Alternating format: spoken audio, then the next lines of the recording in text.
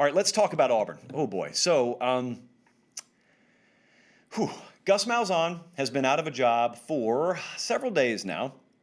And when Gus Malzahn was announced as being out at Auburn Sunday, a lot of my Auburn folks rejoiced. I remember it. I still have the emails. In fact, I could pull them up right now, but I won't do that to you. What I am doing is pulling up auburnundercover.com to make sure that Auburn hasn't hired a coach since we went on air.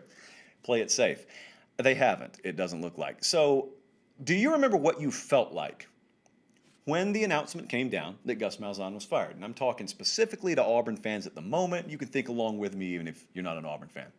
What'd you feel like? A lot of you felt like you needed to rejoice. A lot of you felt like going outside and blowing the car horn. Let's just celebrate because we're finally going to get rid of this mediocre coach, this average coach, and it can only get better. And I want to remind you, average is average for a reason. There's just as much below it as there is above it. But a lot of people think average is the floor. Average isn't the floor. Average is the floor of the second level. There's this entire level underneath it. It's called the basement, and you can easily fall down the stairs and find yourself there for an extended period of time if you don't know what you're doing. I don't know that Auburn knows what they're doing right now. So I want to ask you, what were your feelings when Malzahn first got fired, Auburn fans, and what are your feelings now? Because now one of your big fishes is off the table. A lot of you thought it was a foregone conclusion Mario Cristobal was going to be the head coach at Auburn. It was never going to happen. We never even gave it serious traction on this show. We never bought into it. However, there are other names out there. So all I could think about yesterday as we did the signing day show, even though we didn't talk about it on air a lot, all I could think about was Auburn. And it wasn't because we were talking about Auburn. Auburn's ranked 40th. We didn't spend a whole lot of time talking about the Tigers recruiting class. All I could think about was we were talking about Alabama nonstop. We were talking about LSU nonstop. We talked about Georgia a fair amount. We talked about A&M. And you know what those four teams have in common. There's one program in America that has to play all four of them every year, and it's the Auburn Tigers. One of several reasons why I think it's the toughest job pound for pound in college football is because of the unique blend of expectations, the intersection of expectation and challenge. There's nothing like it in the sport of college football like exists at Auburn. And those teams aren't slowing down. Those programs aren't slowing down. And I'm thinking to myself, as I remember what I shared with you Tuesday night before signing day, I told you some people close to this coaching search had indicated signing day wasn't a big deal to them. They were not basing any timeline or any decision on signing day, which to me it's stupid is what it is. It's really just stupid. Recruiting's the lifeblood of this sport. And so I want you to think about two different programs. Think about South Carolina and think about Auburn.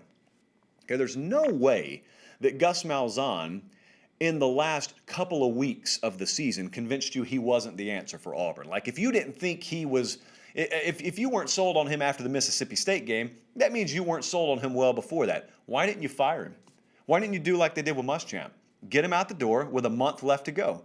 So you get a head start on the coaching market, and you could hopefully get someone in place to where kids who are thinking about signing with Auburn and maybe even want to sign with Auburn have a reason to sign with Auburn because there's some stability. There's at least some tangible vision of the future. But they didn't because people running this coaching search don't really have a firm grasp of how college football works, as it turns out. Shocking, I know, for those who have followed Auburn before. And so they fumbled the ball. And now Auburn's sitting there with a very poor recruiting class, watching their rivals' rosters distance themselves further. And all the while, you seem to be no closer to hiring a head coach than you were when we entered this deal. And it looked like maybe someone was going to be locked up within 48 hours. That wasn't the case. That's why when I told you some people close to the search think they've got their man, they can think that. It's reality that they thought it would go pretty quickly. But there's also a second reality that could be in place. The second reality could be maybe you get used for leverage for someone trying to get themselves extended elsewhere. Maybe that's happening. You have no way to climb into someone's head and know what they're doing. There is no sure thing. But now what we're looking at is we're looking at you paying $21 million for a guy who's been pretty darn good not to coach for you anymore, and you having no earthly idea where you're going.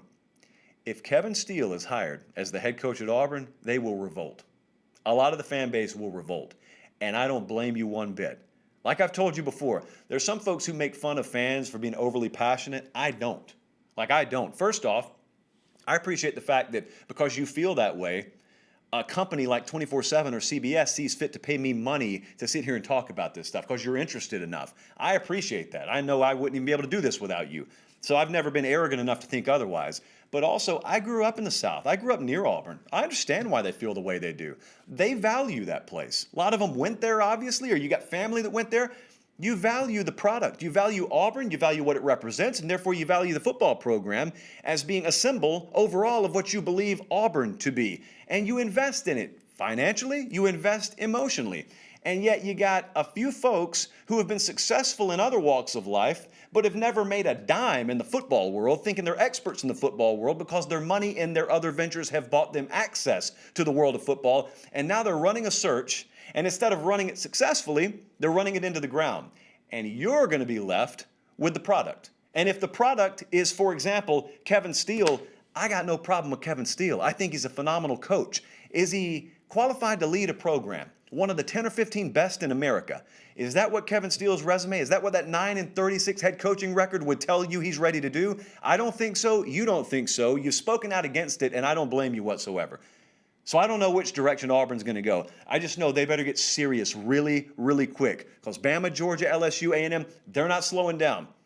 They are getting further and further distance from you in the horizon, and they're not slowing down. You can either keep up, or you can be a speed bump for them 4 times a year on the football field come fall. I hope I've been clear there.